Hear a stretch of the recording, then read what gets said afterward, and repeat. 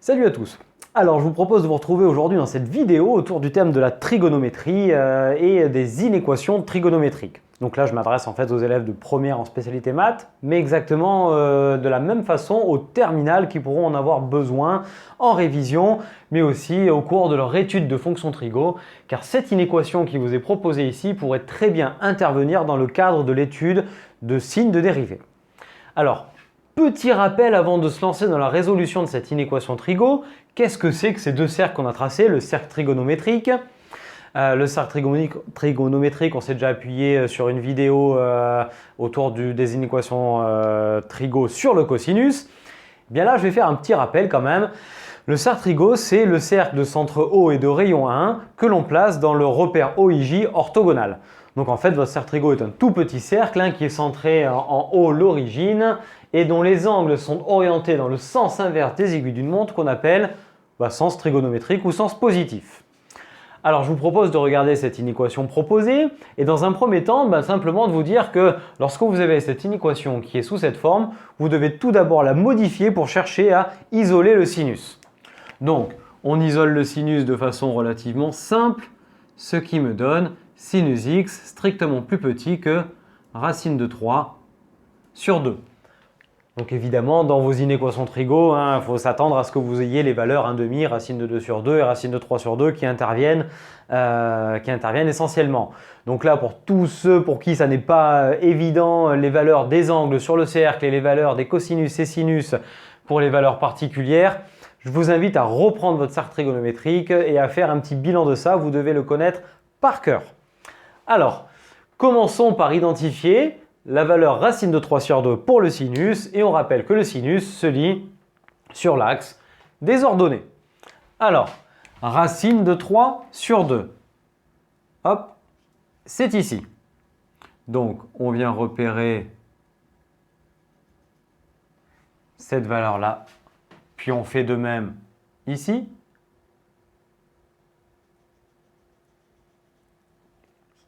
Donc, on a racine de 3 sur 2,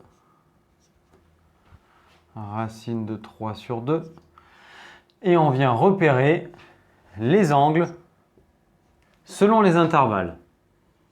On commence à 0, on tourne dans ce sens, et on va jusqu'à 2π.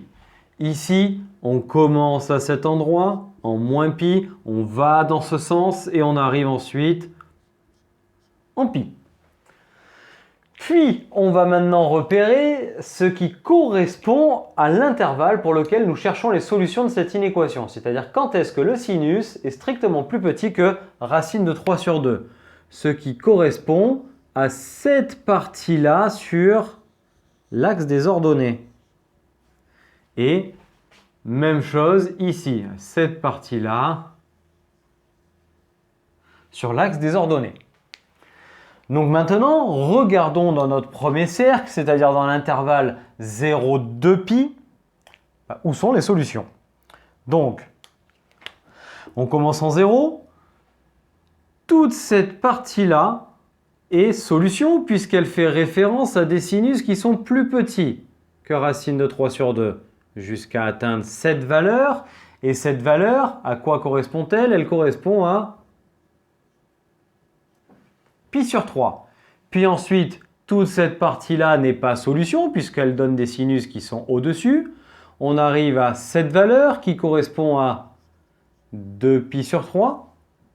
Puis à partir de là, tout est solution. Et on continue et on va jusqu'au bout en fait de notre cercle, c'est-à-dire jusqu'en 2π. Donc, notre intervalle solution ici est de 0 jusqu'à π sur 3 exclu, puisque l'inégalité est stricte. Puis, de 2π sur 3 jusqu'à 2π. 2π sur 3 est exclu, puisque l'inégalité est stricte. Maintenant, regardons dans notre deuxième intervalle, car je vous rappelle que notre cercle fait référence à l'axe des réels. Soit on vient prendre l'intervalle de moins π jusqu'à π, ça, c'est le cercle numéro 2, soit on prend cette partie-là, et ça, c'est le cercle numéro 1. Donc, en fonction de où on se situe, on ne parcourt pas la même partie des réels sur le cercle. Donc, regardons, nous commençons en moins pi. En moins pi, eh bien, on est dans les solutions, c'est-à-dire le sinus est plus petit que racine de 3 sur 2. Donc, tout ça fonctionne. Et ça fonctionne encore jusqu'à atteindre, hop, cette valeur-là qui correspond à pi sur 3. Puis, là, ça ne marche plus. Et on retrouve ici la valeur de pi sur 3. Donc, en fait, les mêmes que tout à l'heure. Et l'intervalle aboutit et nous donne des sinus plus petits que racine de 3 sur 2 jusqu'à atteindre la fin en pi. Et donc, les solutions sur ce cercle sont de moins pi jusqu'à pi sur 3, exclu, puisque l'inégalité est stricte.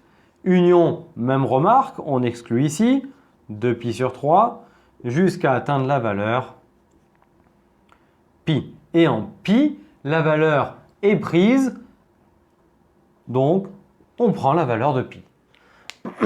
Donc on vient de voir que selon l'intervalle dans lequel on se situe, les solutions ne sont pas les mêmes, clairement. En effet, de toute façon, on ne parcourt pas la même partie, donc ça ne veut pas dire que vous n'aurez jamais les mêmes solutions. En fonction de ce que l'on fait, on peut avoir les mêmes, même si les intervalles sont distincts, tout simplement si les solutions sont dans 0 pi. Donc, première étape, on prend l'inéquation, on isole le sinus, puis ensuite, on vient repérer les valeurs du sinus qui correspondent à plus petit que racine de 3 sur 2.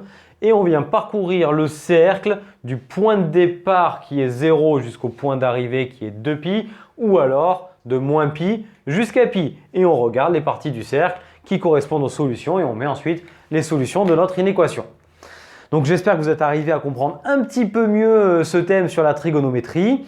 Et je vous remercie d'avoir suivi cette vidéo jusqu'au bout. Je vous invite à vous abonner à notre chaîne en activant la cloche, mais également à nous suivre sur Internet et les réseaux sociaux Facebook et Instagram pour avoir accès à toutes nos publications, à partager, commenter, liker ces vidéos et nos partages sur nos pages.